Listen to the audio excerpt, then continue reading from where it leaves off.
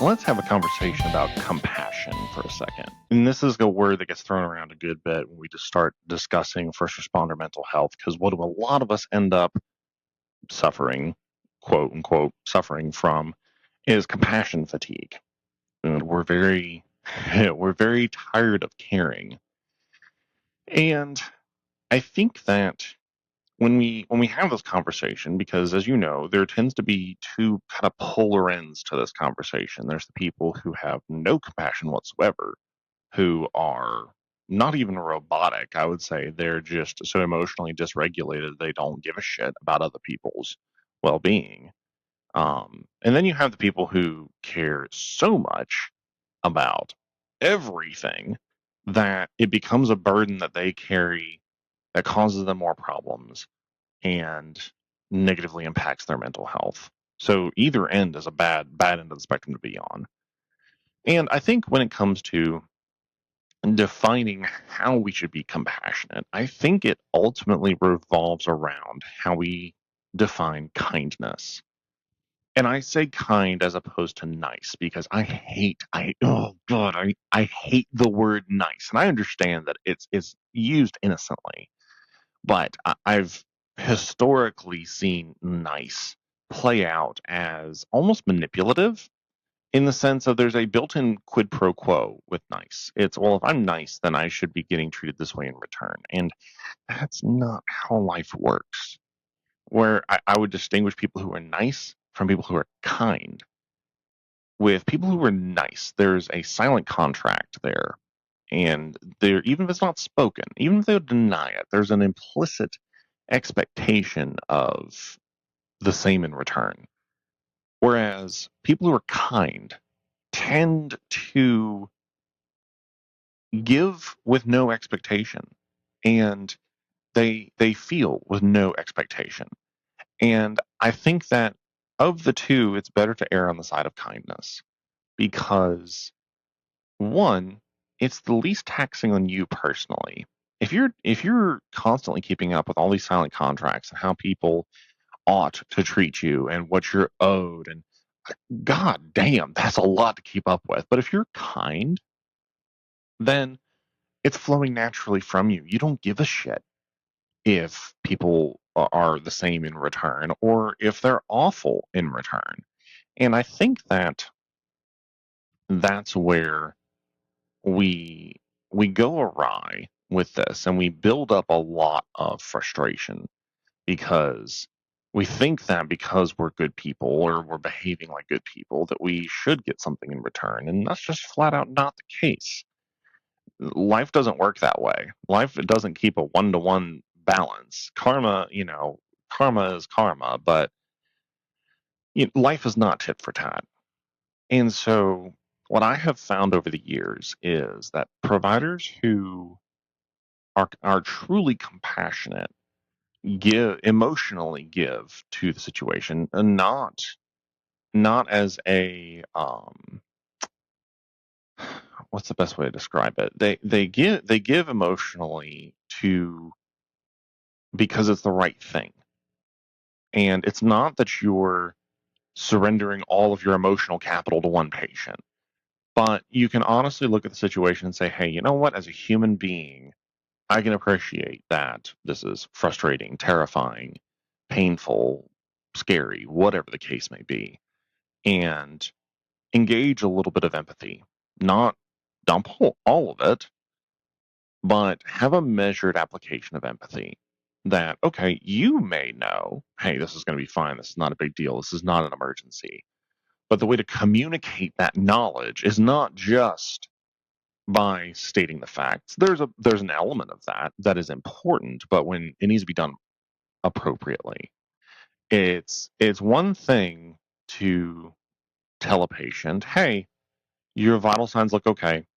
I don't see anything super concerning right now. You don't have any fractures. This is a ground level fall. You didn't lose consciousness. Everything's checking out, okay right now. That doesn't mean that you're not hurt or that there isn't something else to be concerned about or go investigate. But those are all good things in this situation that can give you some peace of mind versus saying, Well, why did you call? I mean, your vitals are fine. You didn't break anything. You're not bleeding anywhere. There's nothing to be worried about. Why did you call? You convey the same information, but the way in which you conveyed it drastically different. And the first way will engage a patient and will build rapport with them. And more than likely, that patient is going to be very cooperative with you, and they may choose to not go to the hospital, which we'll get to waivers tomorrow. But but they may be fine and say, hey, you know what? You gave me a lot of information. You educated me on the severity or lack thereof of the situation. I think I'm okay. I'm just going to call my doctor in the morning and everything will be fine. And if something changes, I'll call you back. Okay, cool. No fucking problem. So that's with the first one. With the second one, it's going to turn into a fucking tug of war. And you're either going to get shoot out. Wow, verbal stroke. You're either going to get shooed out of there or they're just going to make you take them despite you. So, and so the first option, you show a little bit of empathy, you show a little bit of kindness, you communicate sincerity, and none of that has cost you anything. None of it. None of it has taxed you in any way, has not caused you any duress, has not caused you any stress, has not created any conflict in the situation. The second option creates conflict, which creates stress, which adds on to you, and you just get this debt of stress that builds up over time, and you carry it over with you from call to call to call, and so you start taking out on other patients the stress that you started feeling 4 calls ago. And that's emotional dysregulation. That's not healthy for you. It's not healthy for your partners. It's not healthy for the patient. It's not healthy for any fucking body. So part of being compassionate, of being kind, is having some emotional regulation and some maturity to say that regardless of whether or not my feelings are valid right now, I need to be mindful of what I'm communicating in this moment and what's actually going to be beneficial for everybody and beneficial to me. So it's not complicated, and yet that's too much to ask of a lot of people. Why? Why is this too much to ask? I think because we get this underdog complex, this I call it the noble victimhood, where we want people to recognize how abused we are. We want people to recognize how underappreciated we are, how underpaid we are, how overworked we are. Booty fucking who? That's what it comes down to. Is it's an attention thing. And it doesn't have the desired effect. I can promise you that. It does not positively impact the view of the community on us at all. It just makes things worse. And you're making things worse not just for you, but for the people that are going to come after you. And we'll dig into that a little bit more with waivers too. But your actions, the way you treat patients has consequences to other providers too, not just to you, not just to the patient. So grow up a little bit, show some respect for people, and obviously, if people are being demeaning, if they're being combative, if they're being threatening in any way, okay, that's a different situation. That maybe kindness is not the dominant tone that needs to be taken in that moment. However, that should not be the default posture with which we walk through the door, which unfortunately is the default posture for how a lot of people walk through the door.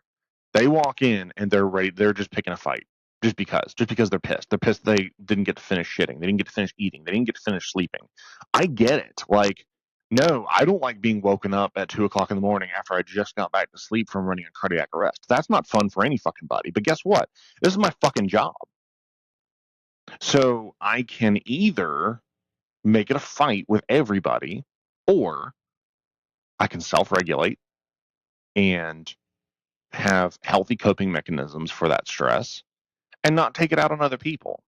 That's maturity. That's taking kindness and compassion to a more sophisticated state. And ultimately, you're going to do yourself a lot of favors in life, not just at work, because in the rest of life, you have to deal with these things. You have to deal with stressors and things not going your way. And you can't you can't live like this. It's not healthy for you. And I'll guarantee you, if you look at all the people who are the quote, stereotypical salty providers, they're what's a common thread? Are any of them truly happy at home? No, they're not. They're either in relationships that they're completely miserable and unsatisfied in, or they're alone. Their kids may or may not like them or get along with them, whatever the case may be. Their lives tend to be a mess. So notice the common thread there is it's that individual is the common denominator in all of their problems, and they bring those problems to work and dump those problems on patients. And that's not right. It's not fair. That's the kind of bullshit we have to stop doing. So I guess my takeaway from this discussion about compassion and kindness is sit down and have an honest discussion with yourself about your own bullshit and see, okay, what am I bringing into work that is causing problems versus what can I bring? What ways can I positively influence patients, my coworkers, whatnot, with kindness and compassion? That doesn't mean that you're passive. It doesn't mean that you let people walk over you. It just means that you are taking the mature step to keeping conflict out of the situation. You're leading by setting the tone positively, not just shutting everything down and being a dictator, because that doesn't do anybody any good. So have an honest conversation with yourself about your own bullshit, and because I have to do this all the time, and sit down and honestly evaluate how can I change my mindset, shift my mindset to reduce the conflict that I create at work and to maybe actually positively impact someone's day, even if it's not a life-threatening emergency, even if it's just grandma who wanted to call and have someone to talk to and scoop her up off the floor and put her back in her recliner. Okay, cool. Like, didn't mean to make that sound weird. Just that may be the extent of good influence that you have for the day, but cool. You positively impacted someone's day. That's the way it should be. So think about it, sit down with yourself, figure out your own bullshit, and let's do better as a whole. Talk to you guys tomorrow. Bye bye.